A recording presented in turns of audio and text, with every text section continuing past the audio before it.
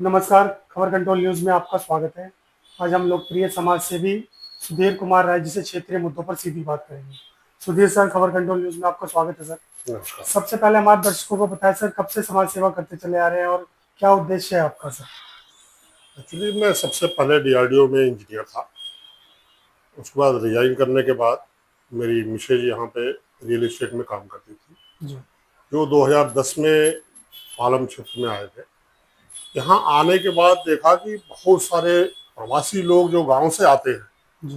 तो यहाँ लो कास्ट के फ्लैट की डिमांड करते हैं, बिल्कुल। और यहाँ जो लोकल बिल्डर्स थे वो अपने रेट्स को बहुत हाई कर रहे थे। जी। तो हमने इतने सारी इन्वेंट्री दे दी, इतने 1 BHK से लेकर के 3 BHK तक, क्योंकि उनके रेट को कंट्रोल किया।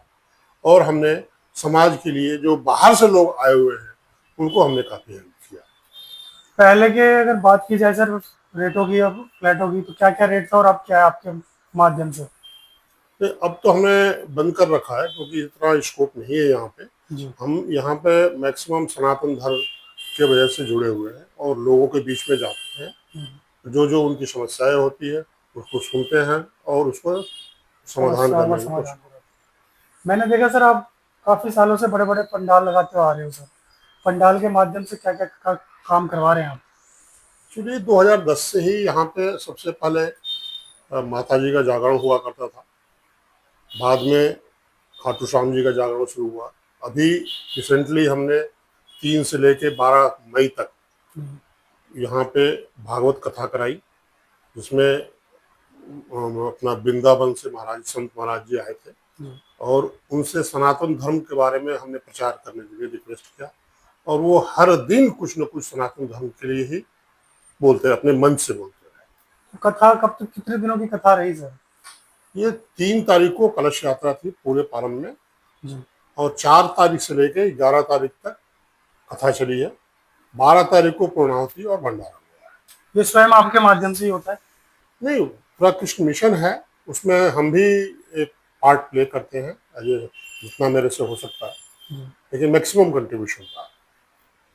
इसके अलावा सर, आप सनातनी की बात करते हो, सनातनी की बात की जाए तो सर क्या लगता है, सनातनी हिंदुत्व आज खतरे में नहीं देगा आपको?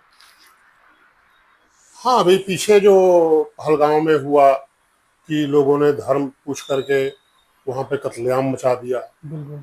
वो ठीक नहीं गलत है। है सर वो सब। वो गलत है।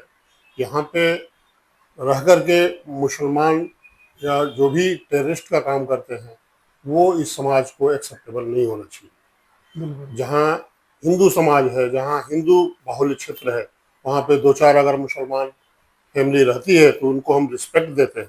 तो हम भी यही उम्मीद करेंगे कि अगर मुस्लिम बाहुल्य क्षेत्र में कोई हिंदू है, 2 4 फैमिली हिंदू है, तो उनको भी वही रिस्पेक्ट मिले, न कि उनको प्रताड़ित करें। ऐसा बहुत कम देखा जाता है सर, दिल्ली के अंदर खासकर तो मैं विजिट करता हूँ जगह, कहीं नहीं, ना कहीं दिल्ली नहीं, हिंदू। हम तो पूरी कंट्री की बात कर रहे हैं। बिल्कुल। दिल्ली तो एक छोटा सा राज्य है। छोटा सा स्टेट है, और ये एनसीआर में आता है, तो इस तरह की हरकतें यहाँ नहीं हो सकती है। बट कई जगहों से, पूरी कंट्री के कई पार्ट से इस तरह के मामले आते हैं, सुनने में आते हैं, जो इस तरह की अगर हम हरकतें लोग कर रहे पाकिस्तान और हिंदुस्तान की बात कर लें सर, तो जो पहलगाम को लेकर जो मिसाइलें वगैरह दागी गई, वो बहुत जल्दी ही, कहीं ना कहीं आपको लगता नहीं अमेरिका के दबाव में भारत ने रोक दिया इन सब चीजों को? हैं। देखिए, इंडिया का स्वाभिमान अपना स्वाभिमान है, और अपना प्रभुत्व ही स्थापित करना चाहिए, किसी के इंटरफेरेंस से नहीं करना चाहिए।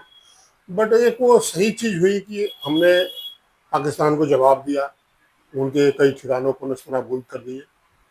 लेकिन वार तो वार ही है, हर तरफ से नुकसान होता है, इधर भी होगा उधर भी होगा। तो एक तरह से वो जो शांति का मैसेज गया है वो ठीक गया है, कोई ऐसा कोई प्रॉब्लम नहीं है। मतलब जो हुआ ठीक ही लग रहा है।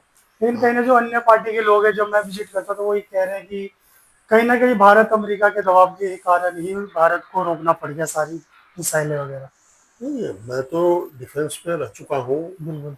और वार का मतलब सारे देश या कुछ देश उनको सपोर्ट कर रहे हैं और उस तरह से वार होने लगे, तो इतने सारे हथियार बन चुके हैं कि वो पूरा कंट्री कंट्री तबाह कर दे।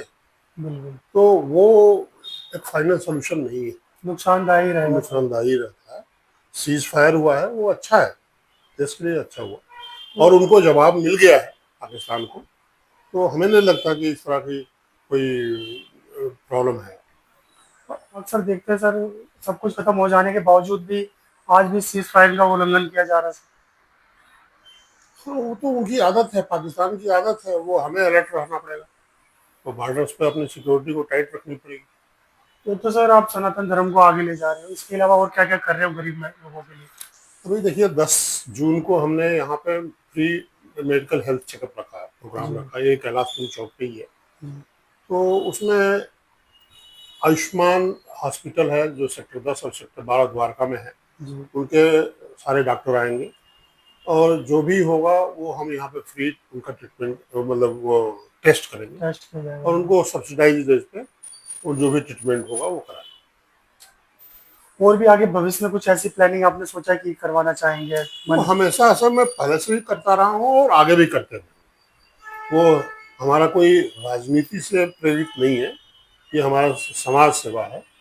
तो हमें जो भी होगा, जो हमसे हेल्प होगा वो हम करते रहेंगे।